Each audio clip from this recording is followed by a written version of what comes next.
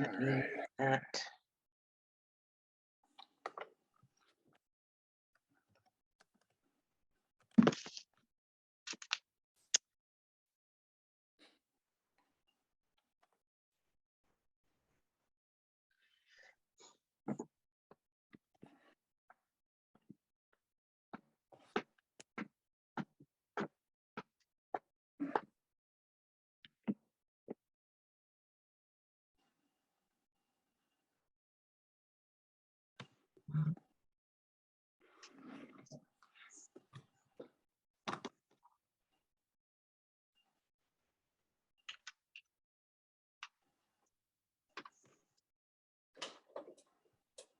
Guys, just an update on I guess if you were around when Jennifer Lavini, the attorney, was on our 5-star builder workshop.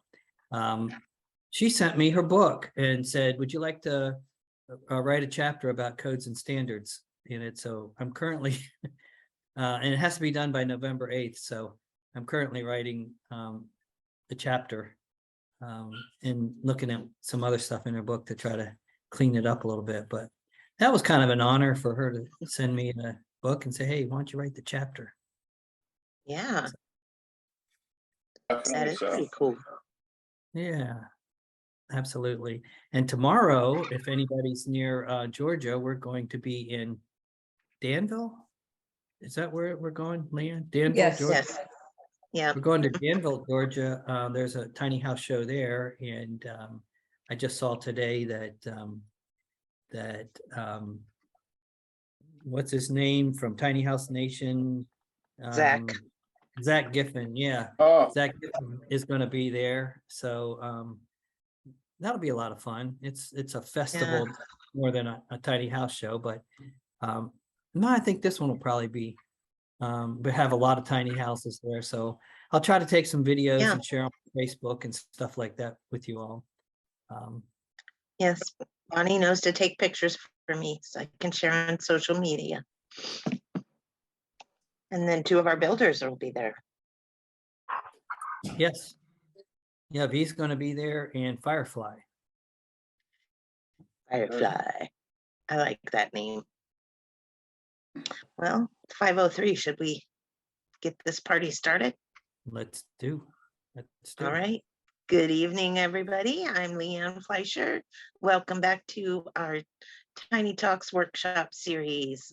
As you know, today is Inspector Chat with question and answers. And today we're going to let you guys ask the questions. So get them ready. And I'm going to turn it over to Robin. Did you want it? You want the floor, or does Sherry want the floor? Well, I'm always happy to come in and welcome everybody. Welcome everybody. So happy to have you here. I'll try to bring a little energy into this discussion. Tiny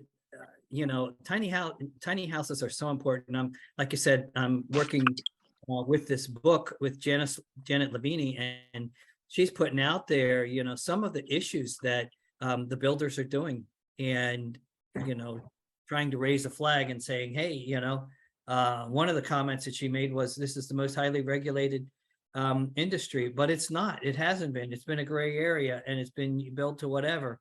I'm just surprised at the number of people that go in here and build a home, and they have very little, if any, skill, and they end up with leaks and issues and stuff like that.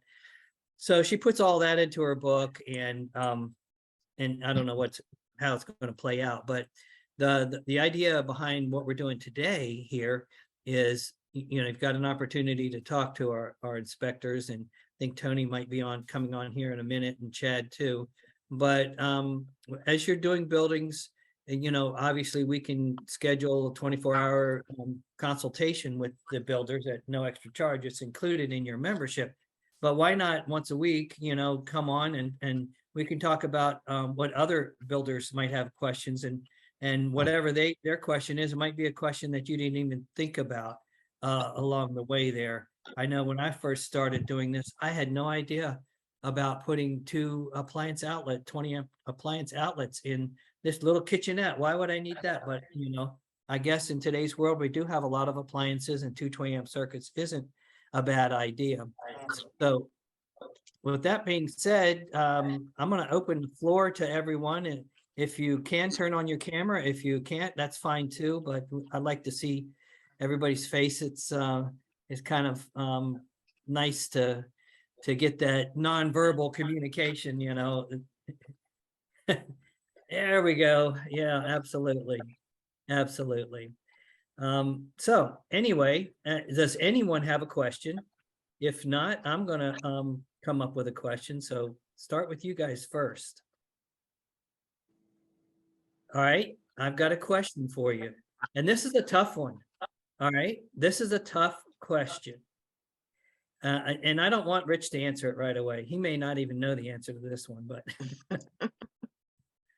all right, but he may. There is a turning radius required in the NFPA 1192. And can somebody explain to me how to calculate the turning radius that's in that standard? Raise your hand if you know. And if you don't, then I'll give it to you. Does anybody want to know that? Yes, is that a thumbs up? I see a thumbs up over there.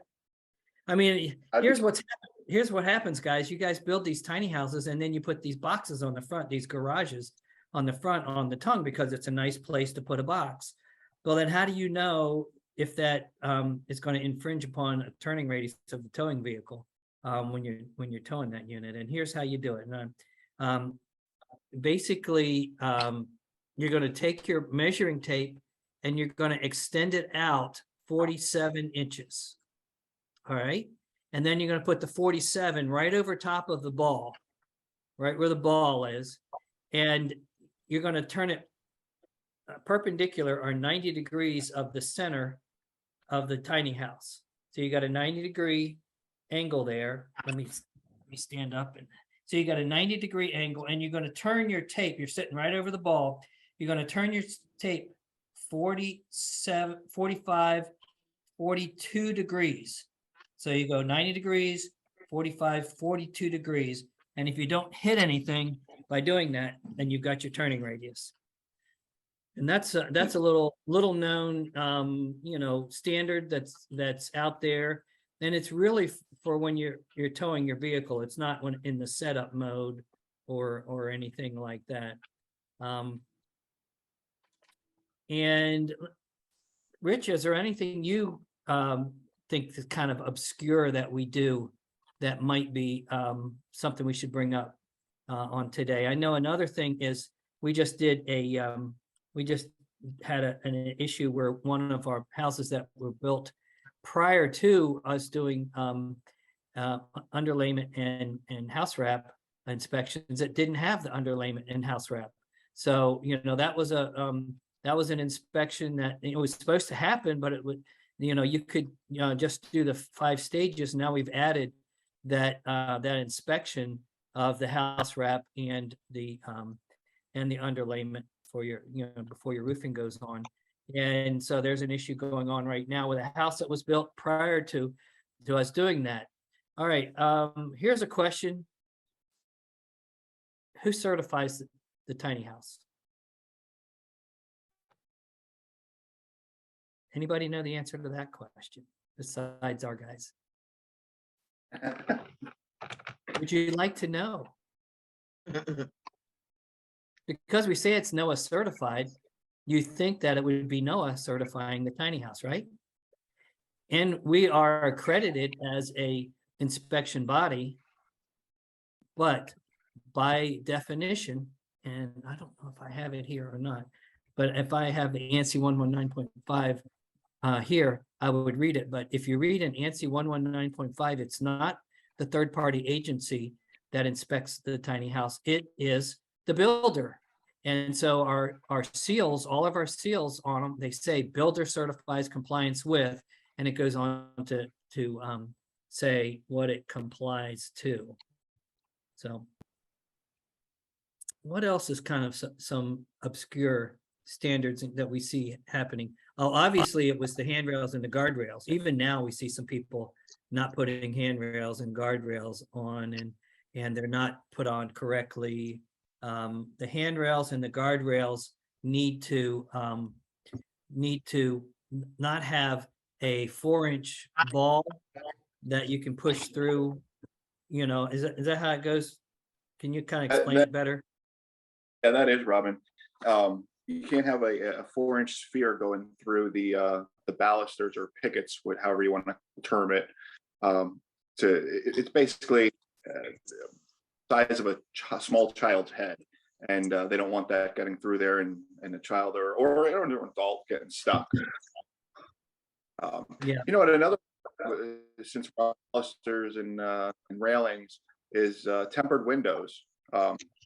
Having tempered windows on a stair or at the landing, the top or bottom landing, is always of the utmost importance for the same reason.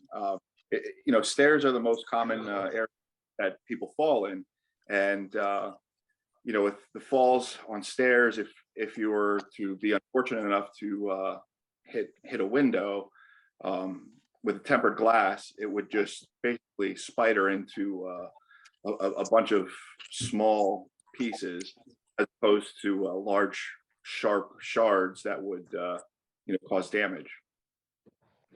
Right. And also there are some rules with tempered glass. Obviously all sliding glass doors are tempered glass, but if you have a window within how many inches of a door, what is that number? 24 inches. So if you have a front door and then you have a window right beside it, in a tiny house, it's going to be 24 inches away if it's on the 8-foot side of it. So 24 inches. And how far off the floor? There's a number there too. It's wild because it's supposed to be 18 inches typically, but then it's based off of the size of the window, like 9 square feet. Then it has to be tempered as well, and a couple other nuances, but we rarely see that in a tiny house. Well, the only time I can see a tempered window, if it's 18 inches, I thought it was less. I thought it might be 12, but you're working with it every day, so you're probably right. It is 18 inches. So if there's a window that's less than 18 inches from the floor, then it should be tempered, or needs to be tempered. It has to be tempered. Then what do we do about the loft windows that they're less than 18 inches? Are they all have to be tempered? Well, no, they don't, Robin, because the size of the windows themselves, it would fall under 9 square feet. So we wouldn't need them tempered.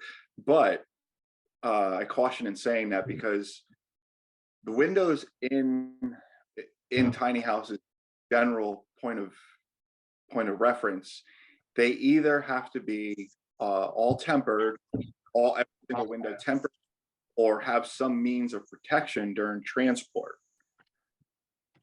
Right. And so what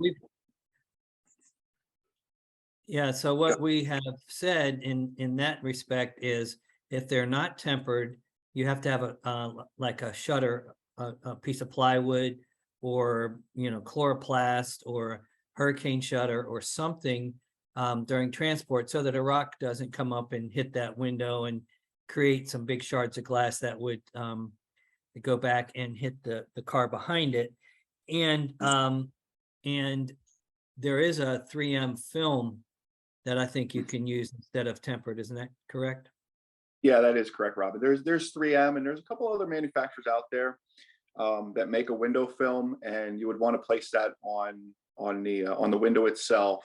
Now, the one thing you have to be careful of is that because there's a bazillion and one window films out there, and all of them have different functions, but you absolutely need to pay very close attention to get the proper film that it specifies that it is in replacement, or it satisfies tempered glazing requirements, and it'll have that right on the product literature when you look at the description of the product itself. Okay. And it doesn't purchased at some specialty glass store or anything like that. I mean, you can find it on eBay, Amazon. You can go on the Home Depot website, Lowe's websites. It's readily available out there. It's very common.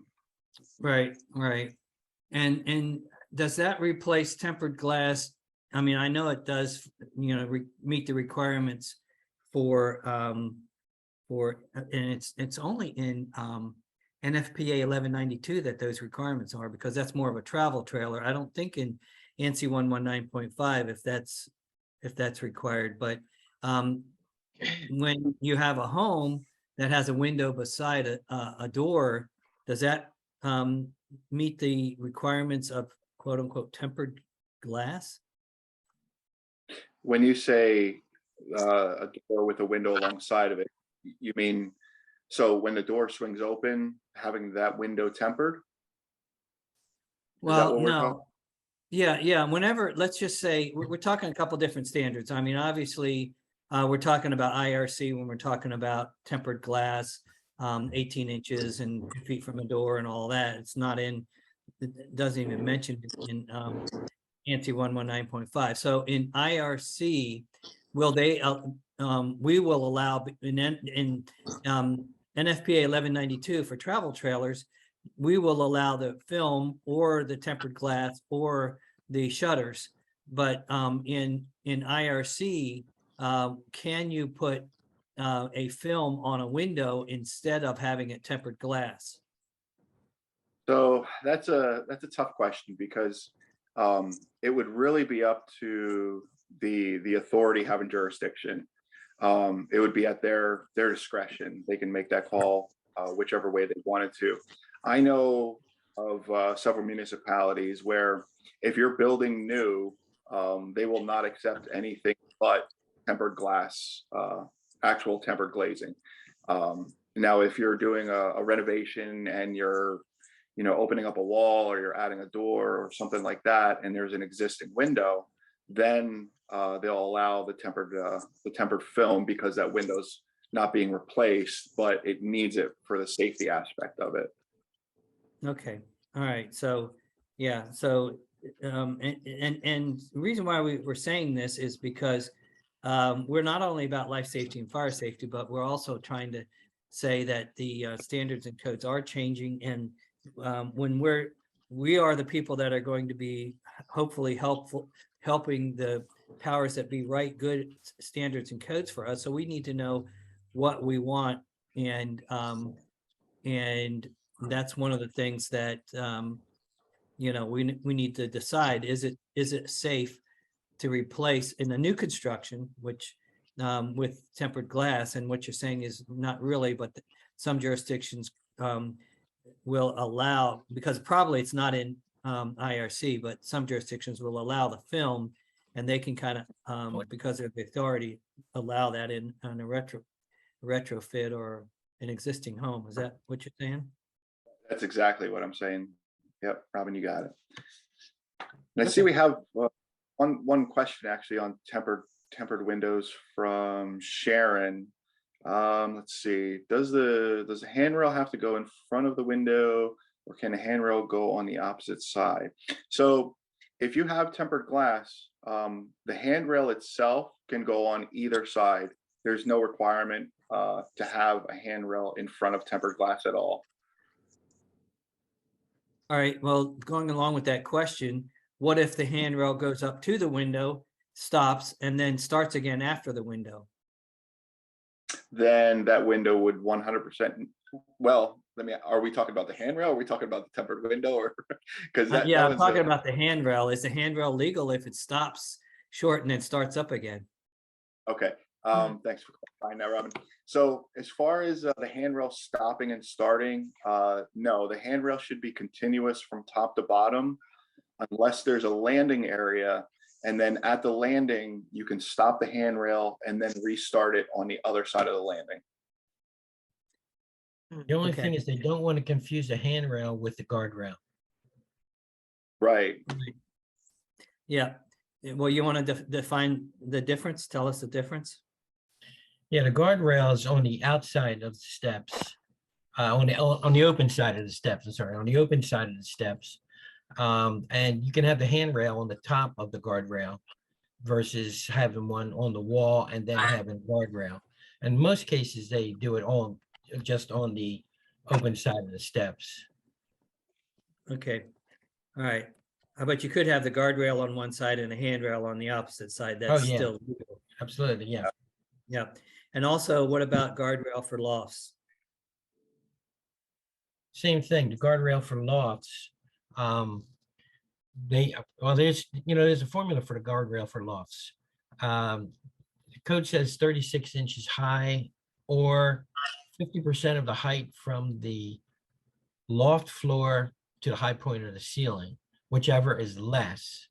And then the guardrail can't have any openings greater than 4 inches. Yeah. Yep. So in other words, if it's a 42-inch loft, then at that point, the guardrail needs to be 22 inches. Yeah, or 21. Yeah, 50% of the 42. Oh, 21, right. Yeah, right. Math was up. And I it can be taller, but I mean, that would be the minimum it's allowed to be. Oh, yeah. Yeah, okay. All right. There is a challenge here. Let me share my screen. Do we have any more questions? If Yes, we don't, I'm Jonathan has some questions. Oh, sorry. okay. Go ahead, Yes. Jonathan.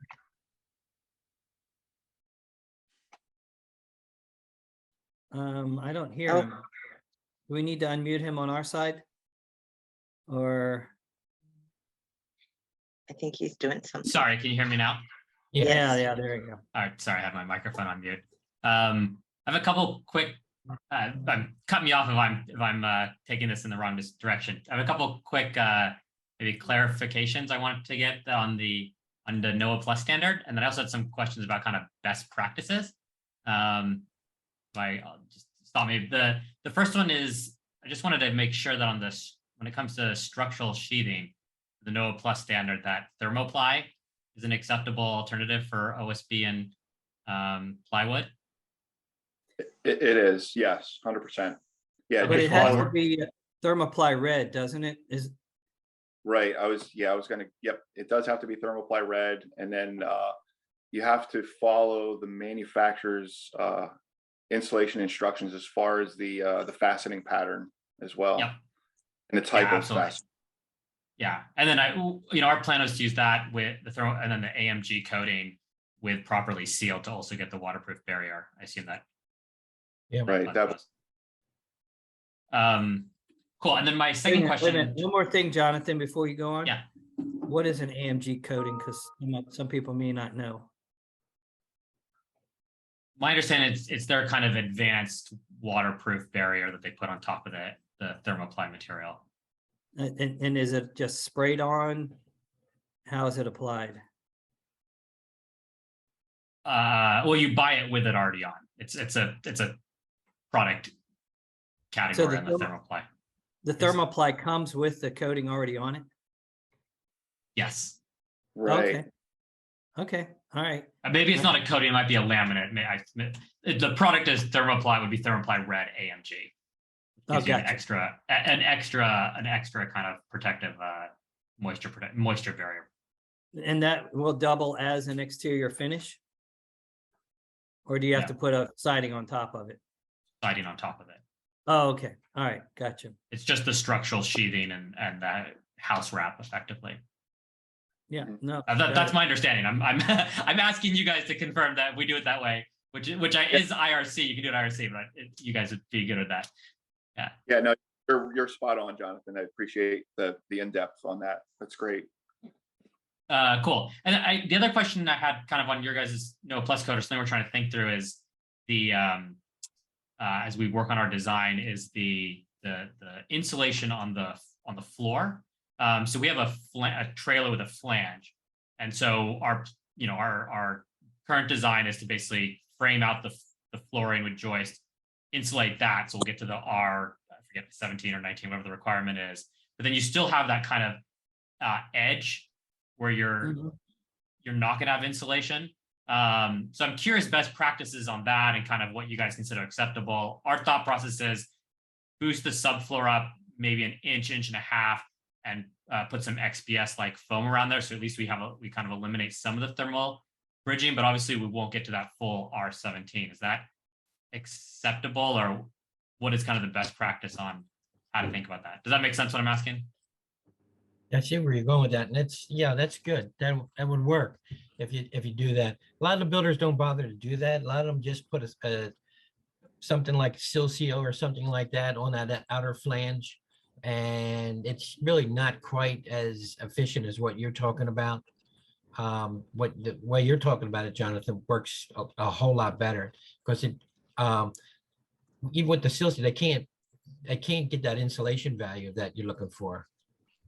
Right. Yeah. And my feeling is Yeah. even if you insulate the center, if you have all that metal touching the floor, you're shooting yourself in the foot a little bit on the insulation. Yeah. Yeah, we're having exactly. some issues right now where somebody's got condensation because of that flange, and on the fenders too, where they didn't insulate the fenders, and and condensation is happening there.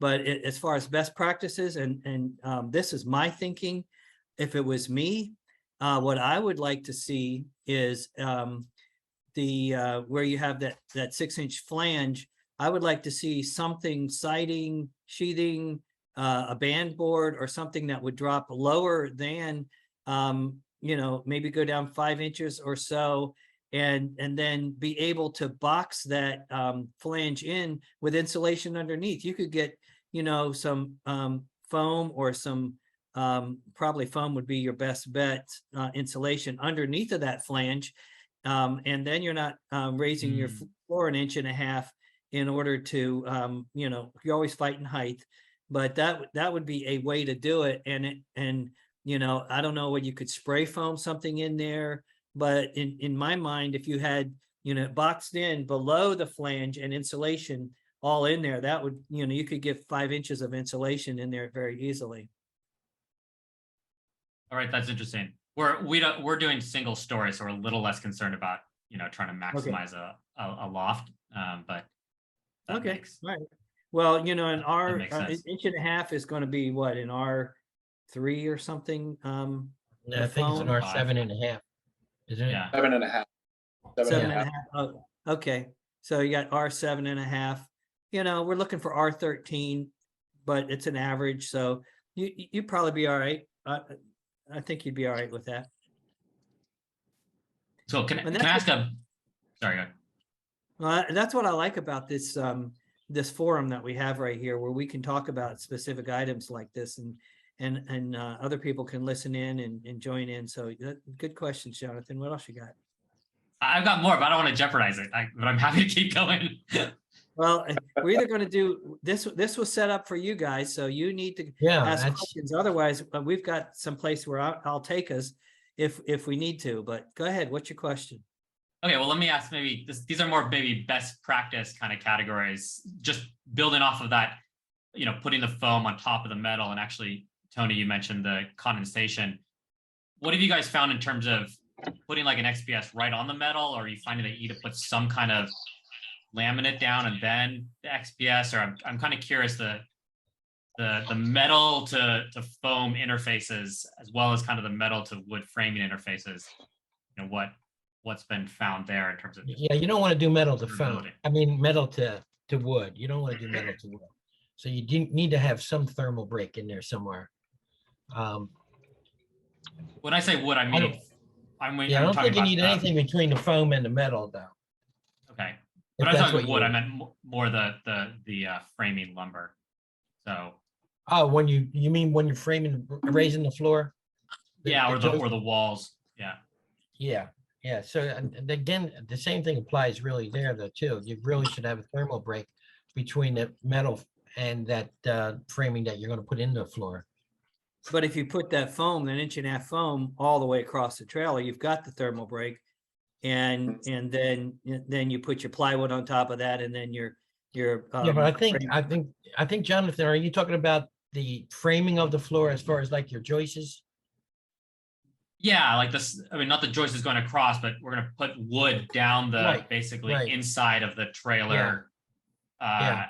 and then frame across, and then Right. Some of the builders use 1/2 inch foam in there, what you're talking about, just to get that thermal break in there A That half inch inch and a half would be between, better. between Basically, the you- trailer frame and that.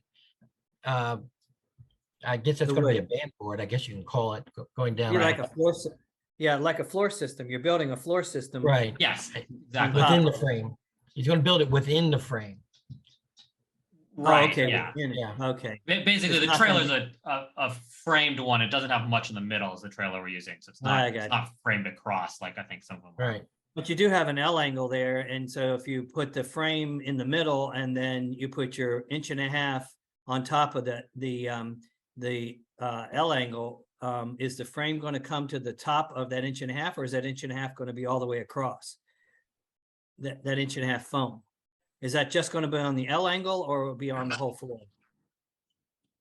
I mean, our plan was that the floor will actually, the frame of the floor, which will not go all the way to the edge of the trailer because of the flange will be about an inch and a half up, right? Perfect. So Yeah. and then there's basically that kind of gap where we'd put foam around to between the metal Around and the the perimeter, subfloor. yeah.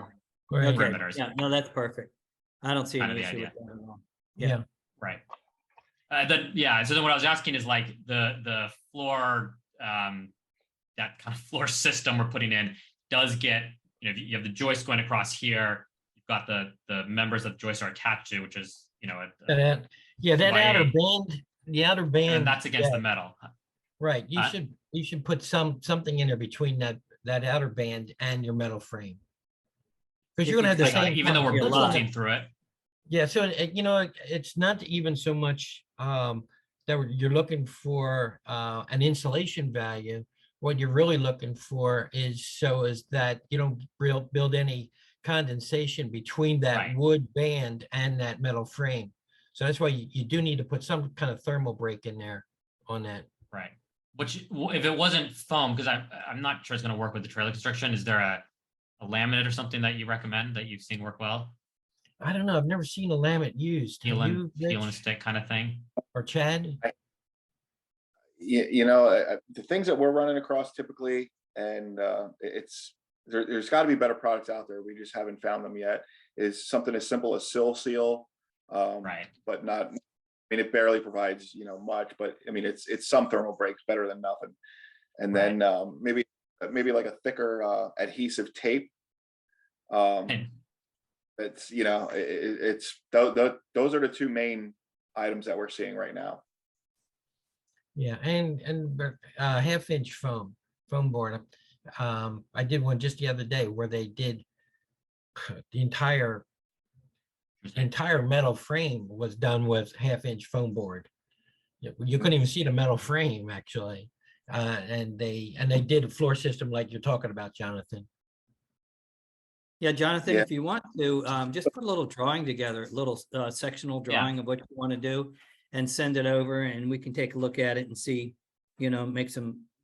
I'll send a 3D model rendering when I have it in a week or so. Okay, that'd be perfect. Perfect. Super helpful. I've got another topic. I don't want to jeopardize, but I can keep going. Well, as long as nobody else has got their hand raised or questions, how we doing? Sherry, are we good on questions? Can we let Jonathan keep going? Let Jonathan keep going. Okay, all right. Thumbs up. All right. This is kind of, again, building on the floor. You can tell I've been thinking about, but not for the floor. So say we have that slightly raised floor, thinking about electrical, the wiring, and thinking of going underneath basically that gap between so we have a gap between the subfloor and the metal trailer, basically running the wiring through there. Does that make sense? Which from my understanding, NEC shouldn't be a problem unless we bundle the wires too much. But I'm curious if you've seen that. And then I'm also curious, the wires need to be somehow held in place to the metal frame, basically using that as a raceway, because it's more efficient than having to drill, go through all the studs in the wall. Do you see what I'm talking about? I'm trying to grasp what gap you're talking about. So say we got the flange of the trailer, right? Right. Like that, and we've got a wall. We got the wall 2x4 wall on the edge. So then you've got this another 6 inches or so, call it, of metal going around. That's basically now below the subfloor between this foam, right? And so the question is, can we use that as effectively a raceway? So we've got the Romex or whatever wiring we use coming down off of the panel, and then to get to other parts of the house, as opposed to going through the studs in the wall, we've effectively created this weird kind of raceway that we've put foam in. And so we're thinking through that's an efficient way to get the wires to another part. Have you seen that anywhere? I believe as long as you don't bundle it too much, it there's no NEC problem. But I'm curious if you guys. And I would think as long as it's protected. Yeah, what I'm thinking is you've got, I'm envisioning an 1.5 by 6 inch piece of foam that you set on top of this 6 inch, and then beside that you've got the wood floor system, that you have. Where is the raceway in that? Can we channel out an area of the foam, for example, a half inch dip, right. or make small raceways that bring it into the floor framing to then just go straight across, as opposed to having to go around the house or through basically, what are the ways to, I'm looking, I'm trying to minimize weight, trying to minimize wire length, and it's a lot more efficient to go down and across, or down over, as opposed to through the walls sometimes, than it is to go just always through the walls. If you're channeling out the 1.5 inch foam, then obviously you're taking away, the insulation value there. For me, I would rather see a solid piece of 1.5 inch foam, and then the plywood, and then the stud, and then the wires drilled in the studs itself.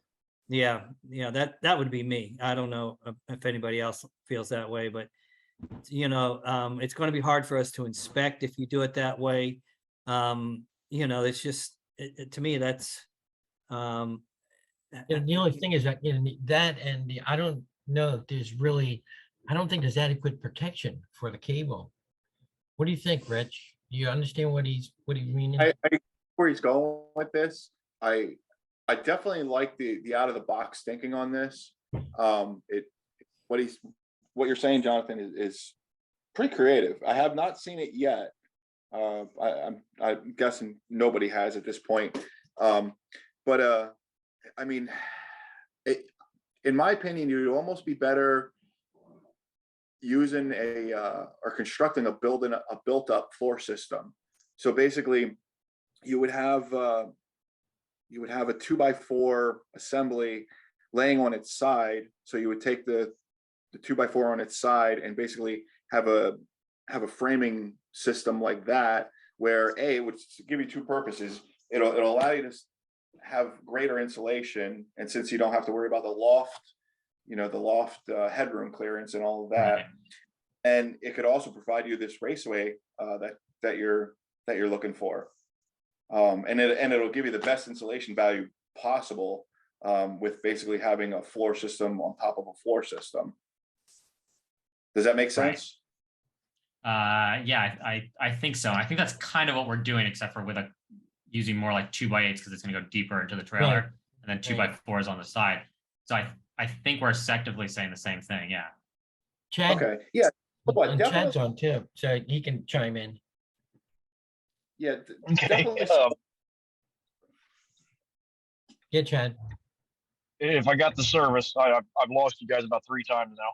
Oh, I don't know if okay. you can hear me. Yeah, I would say definitely send over the rendering that you have there. Yep. Because I think we can see that it'll make a lot more sense to all of us, and then we can give you definitely a more accurate answer. Yeah, 'cause and Jonathan, maybe I'm visualizing it wrong, but I'm visualizing that when you do that, the only thing above the wire that you run would be the 3/4 inch flooring. Is that right? For sections, that would be correct. Yeah, and see, I don't know that I would feel that would be enough protection for that But that's, I mean, wire. in a standard, building, that's fine. I mean, you can run wires in the ceiling right? I mean, I've done it In the before, unless I'm missing something. Well, not, Yeah, in the well, I attic think, or Yeah, between you floors, can, but we're right? talking about, yeah, we're talking about a floor.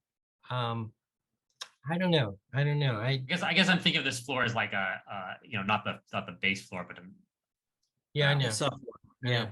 like a Well, subfloor. draw it out and, yeah. and let's just take a look Yeah, at yeah. it. That's the Yeah. best thing. Yeah. I mean, fundamentally, we're just trying to think of how do we minimize, how do you minimize the amount of wire you need to run while still getting everything yeah. you want, right? And the holes in the studs too. That's huge. Exactly. Yeah, Yeah, so excellent. you still you'd have to get it inspected before you laid your subfloor down. Right. So That would be my We follow-up question for you guys. there might be an additional inspection with just the leads, running from, or the conductors running from, feeders running from one to another. But that would really be it, because they would just be stubbed up and labeled at that point. So yeah, definitely, I'm very interested in seeing the SketchUp on this. Yeah, it's Okay, yeah, we're working on it's a- finishing that. Thanks for your feedback. I appreciate it. And I'll send it over and get you guys' feedback. likewise. Really good Can question. you guys hear me now?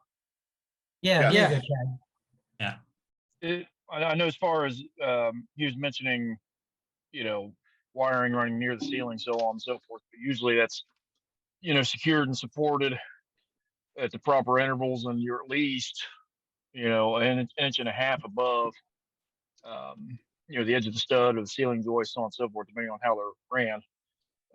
This here sounds like it'd be right directly under the subfloor, correct? Right. Yeah, Which an would be inch or less than an so. inch and a half. Yeah. And there is a code section. I know it wouldn't necessarily apply here, but there is a code section that specifically says that you're not supposed to secure, several wiring methods like to the underside of a roof decking for the Right. same reason. For the same reason, right. Yep. Now this is a floor, so this would be a little bit different. But I know if I ran, if you run wires within an inch and a half.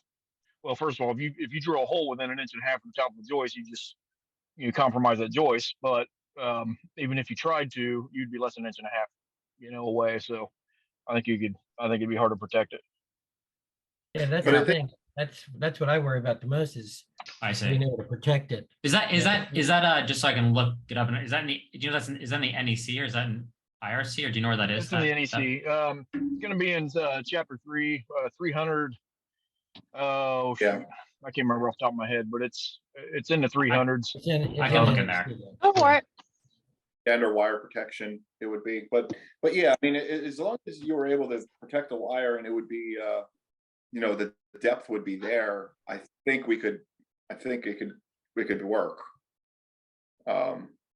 So even if we had nail plates or something, or we went down below that 1.25 inch depth line to the top of the wire, to the top face of the wire, it could work. All right, cool. And I'll look at that. I'll look at that NIC chapter as well. Try to figure out we can become compliant with, make sure it's compliant with that. All right, any other questions? Thank you. Appreciate that. No problem. If gotta wait. not, Go ahead. are there any more questions? Christina? Nope. Nope. All right.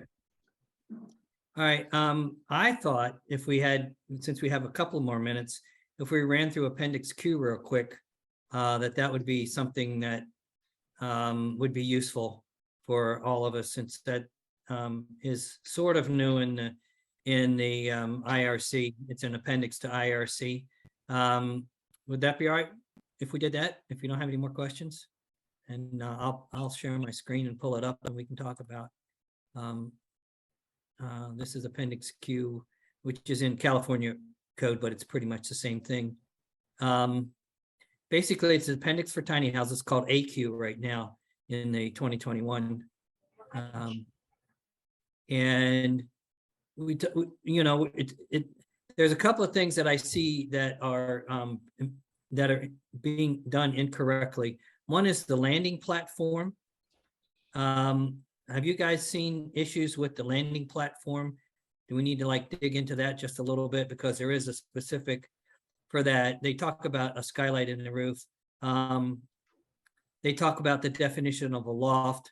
floor level located more than 30 inches above the main floor is considered a loft, believe it or not. So that's interesting. And 400 square feet is the definition of tiny house. They're saying here that you can have 6'8" ceiling heights except bathrooms and kitchens. You can have 6'4", just so you know, and that's from the bottom of the framing member. So a lot of people put 4x4s in and don't put any finish on the bottom of it.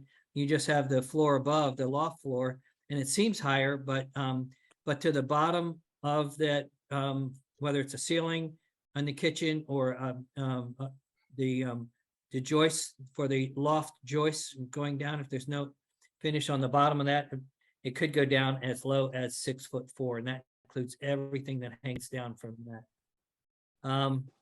Minimum loft area is 35 square feet. Did you guys know that? And there's a certain way to measure that. So what they have a drawing here that shows that it has to be a 3-foot high ceiling height when you start measuring your 35 square feet. Unless it's a steep loft, a steep roof. Where does it say that? Let's stay right where you are right now for a second, Robin. So Yeah. when you're less than 35 square feet, is that's considered non-habitable, right? In order to be habitable loft, it has to be a minimum of 35. Yes, see here, minimum floor area. Loft shall have a floor area of not less than 35 square feet. So it's not considered a loft if it has less. If it has less. So when you look down at that drawing that they gave you, with the most of the tiny houses that we do that have the shed style roof like that, that 3 foot, and I haven't really been pushing it, but that 3 foot cuts off normally, oh man, I'd say it cuts off almost 50% of their loft space that they have, which means that majority of the lofts that we look at don't meet the 35 square feet. Once you do that, and I've not been pushing that because I just feel if you have a loft and you're going to sleep in it, you really should have an egress. But I think we talked about this code one time before we went over it. But yeah, most because on the high side, some of them are only like 48 inches high on the high side. So by the time you take away that 36, you don't have much loft left there at all. Yeah. Yeah. And some of them are 42 inches on the high side. Right. So yeah. Right. So it is true. I mean, that is true. 35 square feet is the number, and this is how you measure it. Now, it also says that not less than 5 feet in any horizontal direction. So if you have, 5 feet from the high side over, that leaves you 3 feet back from the other side, or less than that, because you take an interior measurement. So yeah, this is something to be concerned about, and a good reason why we should be requiring some kind of drawings before they build these things, so we can kind of look at, what this is, and it doesn't meet those requirements. All right. And then gable roofs with a minimum slope of 6 and 12, they can go down to 16 inches instead of At each side, yeah. instead of Right. yeah, instead of 3 feet, you can go down to 16 inches on either side. Yeah, to start your measurement. So that's But let's Go ahead. clarify real quick that this is from the IRC. So essentially, the houses that we certify for the vast majority wouldn't have to fall under this, wouldn't fall under the IRC. They would fall under, the ANSI standard and our plus standard. Right. I think this is also theoretically, in Nancy, though. I would have to look in ANSI, but they do have some stuff. I heard that Appendix Q came directly from ANSI. Pretty Yeah, much. I think that's what I was saying. I think this is also in ANSI. I didn't see the drawing in ANSI, but I did If I remember right, I did read the whole thing. And Right. it was in there, yeah. Well, one of you guys, somebody, Chad, Tony, or Rich, if you could take a look at that, and on our next call, if we could, next week, we could clarify that a little bit more. And by next Absolutely. week, I'd like to clarify the hold down clips, whether they're on every stud or just the king studs, because there was some question about that last week. Hmm. All right, Okay. let's talk about loft egress. Now, this is IRC, so, we're not talking about the RV style of egress, which, this has to meet IRC, which is 5.7 square feet. And, oh no, this is, this is secondary egress, but it's starting out with the stairways. Okay, let's do the stairways first. The width of a stairway, accessing a loft, not less than 17 inches in clear, wide opening at or above the handrail. So 17-inch wide. And the width below the handrail should not be less than 20 inches. This is So what, this is something that I was going to mention before when we were talking about the handrail crossing in front of the windows. And I said, well, you're required still to have the guardrail on the outside. You have to remember, if you do have the handrail on one side and a guardrail on the other, you still have to maintain that 17 inches between them. Correct. All right, and here's the one that I see that we miss the most, is this headroom. Headroom above the stairway accessing the loft shall be not less than 6'2" as measured vertically from the sloped line connecting the tread, landing or landing platform nosings in the center of their width, and vertically from the landing platform from the center of its width. And so what I'm seeing here is right at the top of the stair, you've got less than 6'2". And I don't know whether you guys are measuring this or whether we're checking this out, but where you basically have to, and when you get to that top of the stair, you already have to be bending over, and crawling into the loft. So there's a thing called a landing platform, and we'll talk about that in just a minute. But that landing platform, yeah, you also on all the treads, center of the tread up, 6'2". You can't have anything bumping your head or anything like that. But then at the landing platform is where I see we run into some trouble. And we'll talk about the landing platform in a couple of ways down here. Here's the tread and riser. Can anybody figure this out? No, No. I'm not sure it was meant to be figured out. I'll tell you the truth. So how are we supposed to, how are you guys as builders supposed to figure this out? Yeah, you know what I tell everyone, just the minimum size rise is 7 inches, the max size rise is 12 inches, and the minimum run is 7, and it can be a max of anything because it becomes a landing if it's too big. Okay. All right. The other Right. thing is though, Robin, I did some calculations before on the headroom to 6'2", because I had that up on my board over here, and that from that landing to the loft floor, the height of the rise is 16 to 18 inches. So if you take the 18 inches and say you got like a 4-foot sidewall there, and you add that you can't get that 6'2". That's the Right. thing that I had looked at before, though. How do you get to that 6'2", and still have enough headroom below, below the loft, if it's a kitchen or whatever, to have your 6'4"? Yeah, Right. no, I got you. Yeah. But that's what it says here. So the top of the tread riser accessing the loft shall be constructed as a landing platform where the loft's ceiling is less than 6'2" and where the stairway meets the loft. Oh, wait a minute. What does it say? Where the loft ceiling is less than 6'2". Okay, yeah, that makes sense because it's 42 inches or whatever. Right. Where the stairway meets, the landing platform shall be not less than 20 inches in width and in depth, measured horizontally from the perpendicular of the nosing to the landing.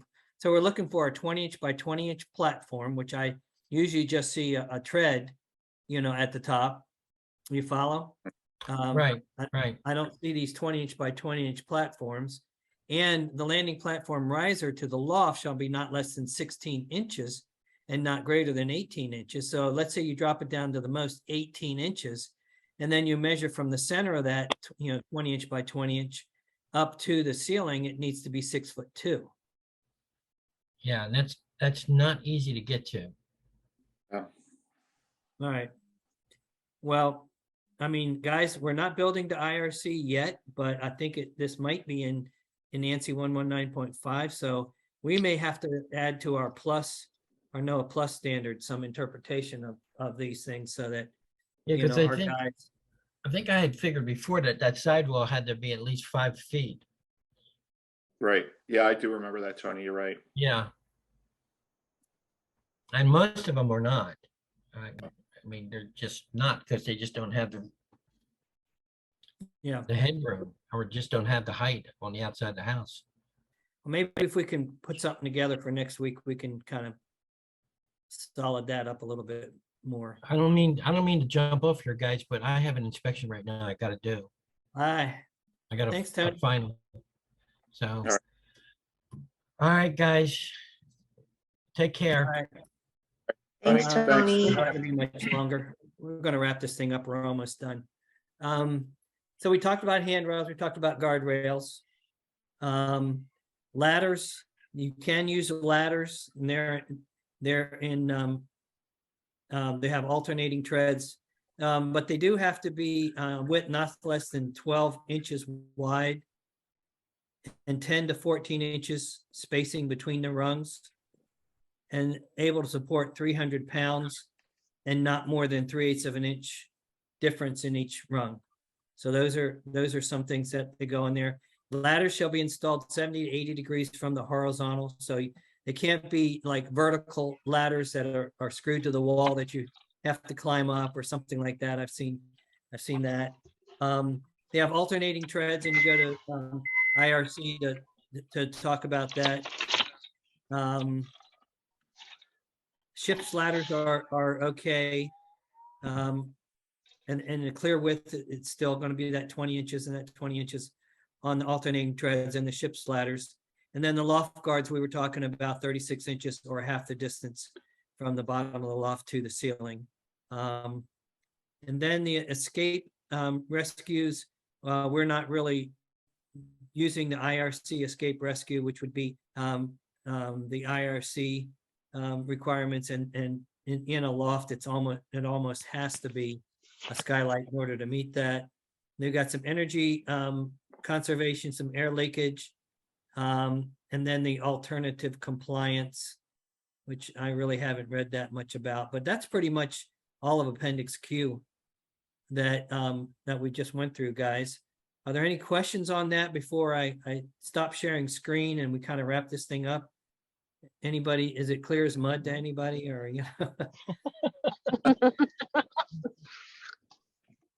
No. But this is available in your member portal. If you want to pull it up and read through it again, we have this Appendix Q in the member portal, and you can take a look at it and that kind of thing. So with that said, oh, sorry, I was gonna ask, is NOAA doing air tightness testing? I didn't see that. Or are you guys planning to do air tightness testing?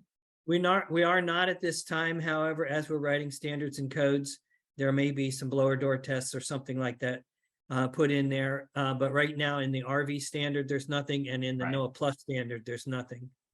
Right. Okay, cool. All right. Well, let me turn it back over to Leanne to bring us out with a bang. I'm here. I really learned a lot on that session. I get these member phone calls, and it's good to know that stuff, so I don't have to bother my inspectors, but So anyway, Monday night, Monday at 5 p.m. Eastern, might not be nighttime for you guys, but we're gonna have Cahill Works. Mrs. Tasha Cahill is gonna be with us, and we'll be chatting with her about her build process, and hopefully she will have a home completed that she will do a tour for us. So look forward to that. Anything else before we go? You guys always know you can send me inspector questions, and I'll do my best to get those sent to Rich, Tony, Chad for an answer. You can also call and ask me over the phone, and I'll see what I can do to help you. So if there's nothing else. Let me Real jump in. quick. Oh, sorry. Go ahead. The recordings are available to you guys, and I think we're going to put them in the member portal too. So tell Right. everybody about that possibility. Go ahead, Chad. Yes. Real quick, I had a question yesterday. We are allowing the truss lock screws, correct, in lieu of the H25s for rafter tie down. Yeah, yeah, we allow them. Okay, what about, so the question I had was, what about on the bottom side of the stud? Or would we allow that for securing the stud to the bottom plate? I actually have, because Simpson, yeah, it's Simpson, because they make the SDSs. They actually make a screw specifically for that as well. So yeah, I've allowed it, no problem. Okay, that was the question, because the guy that I had yesterday, he had bought over 200 H25s, and the Simpson guy had stopped by and talked to him. He said this would hopefully, he would be allowed to do this in the future. But as far as the mechanical fasteners on the studs, the only thing I don't know if I've had one yet, but do we allow exterior walls 24-inch centers for stud spacing? Yeah, we do. We do. We're just Okay, looking so- for things, but I'll run over that. We can discuss that off topic here. Because the reason I bring this up now is just topic for discussion later. If you got one person doing 24-inch centers and another one doing 16s, and they're having to fasten every stud, it's not fair to the guy doing 16. So can we set a standard maybe of doing every 4 feet? Just kind of a thought. Yeah, it's a good thought. All right. Yeah, we'll definitely give that some Food for thought later on. But It's probably a question. Are for you the guys are engineer. allowing 24 with 2x4s or 2x6s, like advanced framing? 2x4. Oh, and 20. Okay. Yeah, Good to Yeah, know, there's thanks. a couple of go along with it, but you can do 2x4s. yeah, and with Okay. advanced framing, I think you can use a single top plate too. If Right. your rafters meet right on top of the stud. But 24-inch as long as you're doing the tie downs and everything. Yes. Yes. Yeah.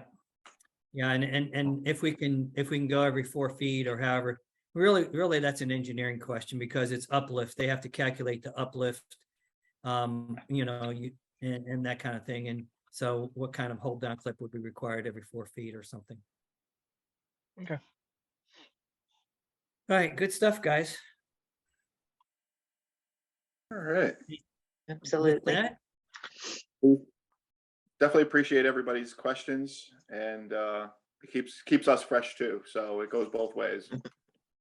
Well, thank you so Absolutely. much. I appreciate you guys spending time with so much time on my questions. all right, guys. We'll see you next week then. Have a good night. All right, thanks. See you next week. Thanks, guys.